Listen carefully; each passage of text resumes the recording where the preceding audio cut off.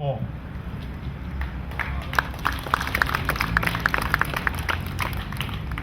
I just want to go on to say a little bit about the so-called reforms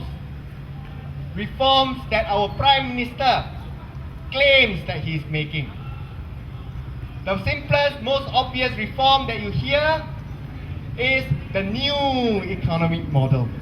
Everyone has heard about the new economic model. They tell all businesses, we will now be more competitive.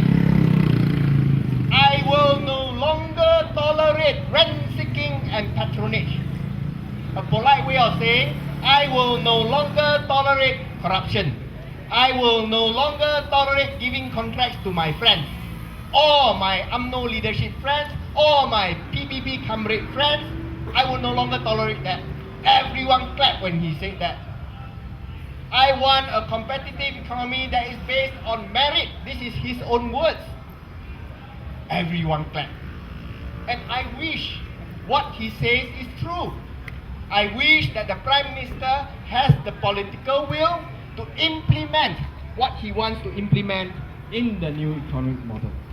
But so far, within 2 months after they have just announced their new economic model, I have completely lost faith in this model. It is another piece of document that is nice to read, and after that, you just put it in the trash bin.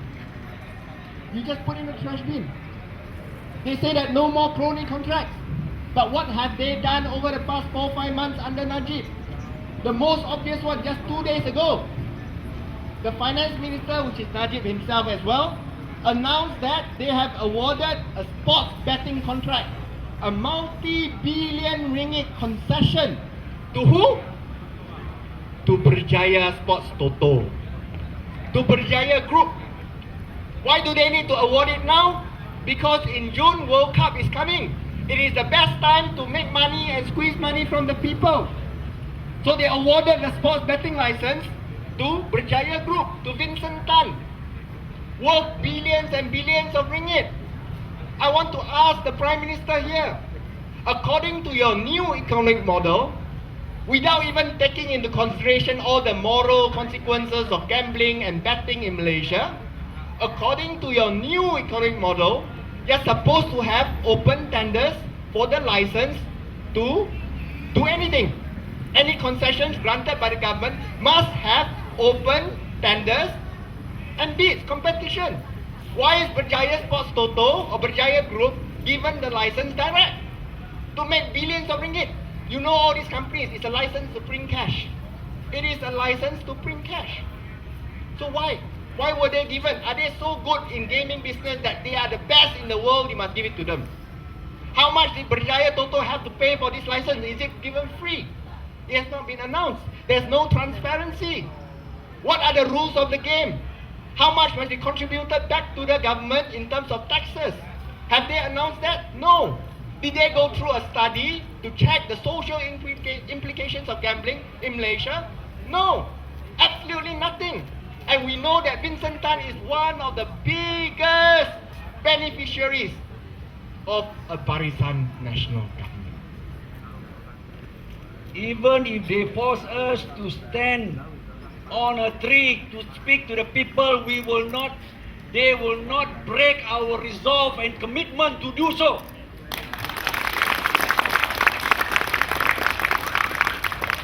Perhaps this is what we deserve. When the people of Sarawak keep giving votes and mandating the Barisan Nasional for the last 47 years. But I'm quite sure, fellow friends, that will be no longer the day of the future. That the days are numbered, and they are counting it by the days. They cannot humiliate us and intimidate us this way. Once upon a time, the voters did not get access to information. But the new media, the internet-based media, the blogs, the Twitter, the Facebooks, the portal news have provided and liberated the Malaysians to understand what is right and what is wrong. And they are now making informed decisions. And that's why after March 2008, Barisan Nasional, particularly UMNO, will never ever dream to get back the political scenario pre-March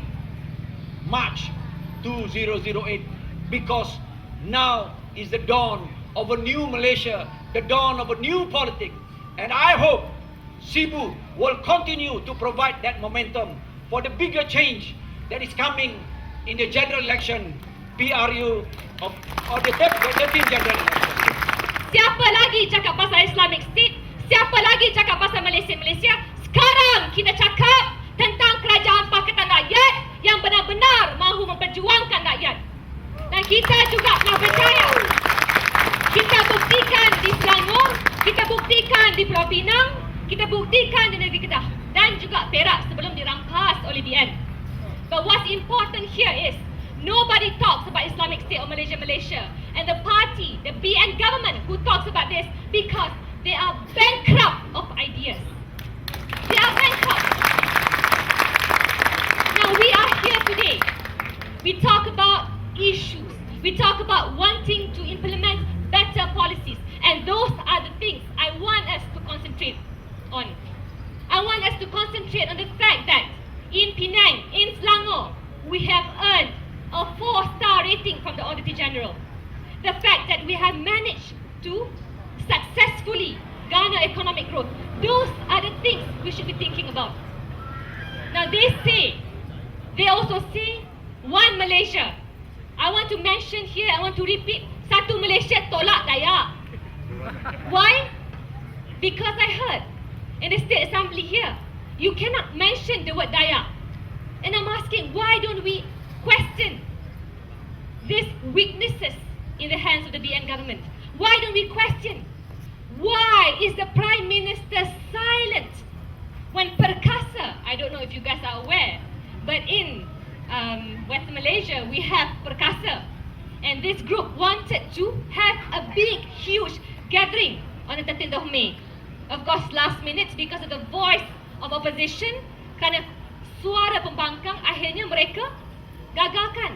Tapi Perdana Menteri langsung tidak mempersoalkan, tidak mengkritik.